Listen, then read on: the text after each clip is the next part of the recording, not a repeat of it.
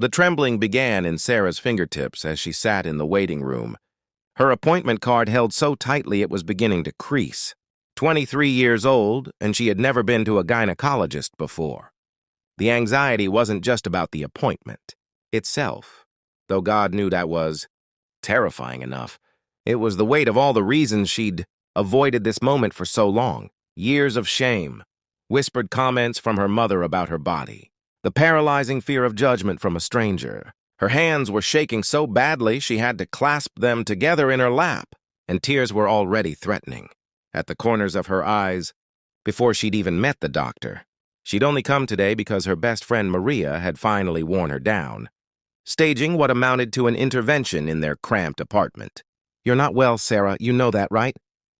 Maria had said gently, sitting on the edge of the bed while Sarah avoided eye contact. "You deserve to take care of yourself. You deserve to have someone help you." Those words had haunted her for a week before. She finally made the call. The office was nice enough, calming blue walls, soft lighting, magazines scattered on a glass table that nobody ever actually read. But Sarah couldn't shake the feeling that she didn't belong here, that everyone could see right through her, could sense her discomfort like a neon sign flashing above her head. A woman across the room was reading peacefully, seemingly unbothered. How did she do that? How was she so calm? When the nurse called her name, Sarah's heart nearly stopped. She stood on wobbly legs and followed the woman, down a hallway that felt impossibly long.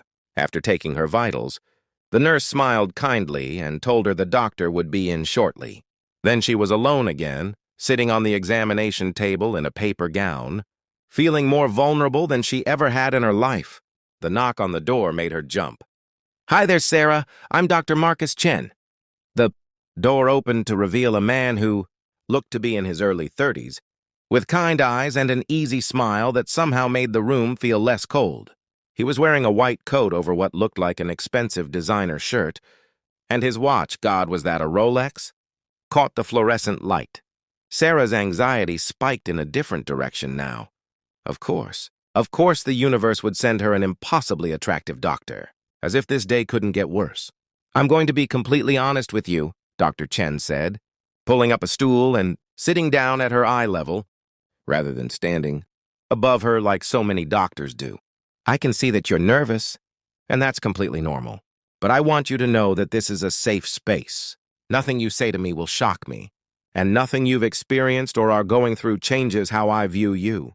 You're here because you're taking care of yourself, and that takes courage. I respect that."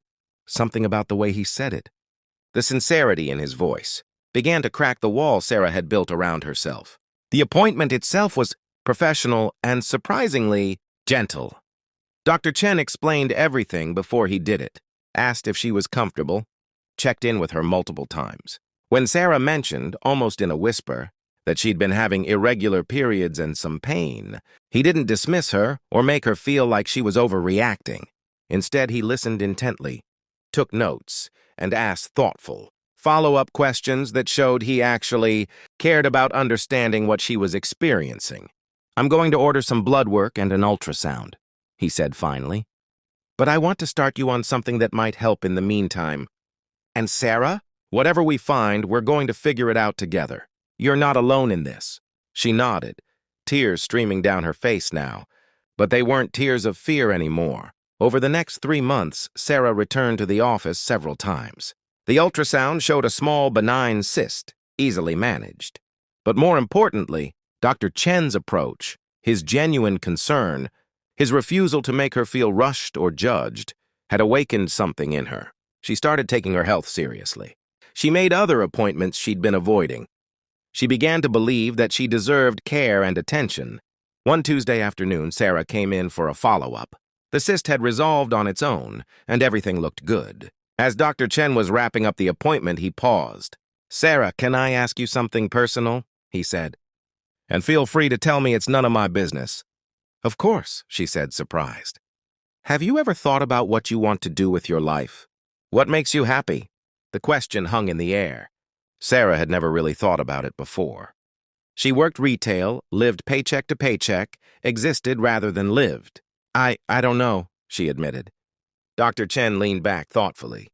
I didn't either for a long time. You want to know something that probably seems crazy? I became a doctor because my mother was sick when I was young. We didn't have money for her treatment. A woman at our church, a stranger really, paid for her surgery. She never asked for anything in return.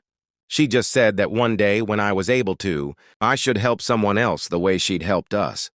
He smiled sadly. My mother recovered. That woman passed away never knowing the impact she had on my life. But I think about her every single day. I decided that I was going to build a life where I could help people, where money wouldn't be a barrier. That's why I own this practice, and why I see patients who can't always afford care.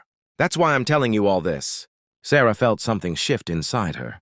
I think, Dr. Chen continued, that you have a gift for making people feel heard and valued. I've noticed it in how you interact with our staff. They all love you. Have you ever considered going into nursing? Or counseling? Something where you could use that gift? I've never thought about it, Sarah whispered. I don't think I'm smart enough. You're smart enough, he said firmly. And even if you weren't, intelligence isn't fixed. It's something you build. I went to community college before I transferred to a university. There's no shame in starting wherever you need to start. 6 months later, Sarah was enrolled in a community college nursing program.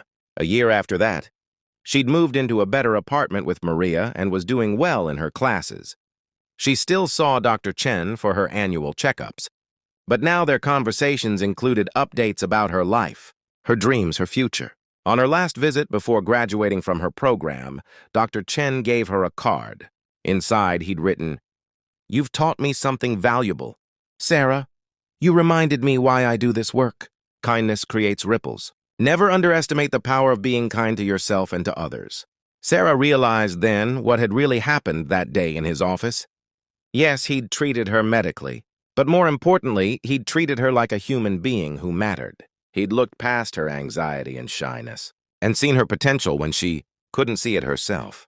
He'd modeled what it means to use privilege and success, not to distance yourself from others, but to lift them up. 3 years later, Sarah was a registered nurse, working in a community health clinic in an underserved neighborhood. And sometimes, when a patient came in shaking with fear and shame, unable to make eye contact, she would sit beside them just as Dr. Chen had sat beside her, and she would say the same words he'd said to her. "You're here because you're taking care of yourself. That takes courage. I respect that." The ripples continued, spreading outward in ways neither of them could have predicted, a testament to the extraordinary power of one person, deciding that kindness matters more than anything else.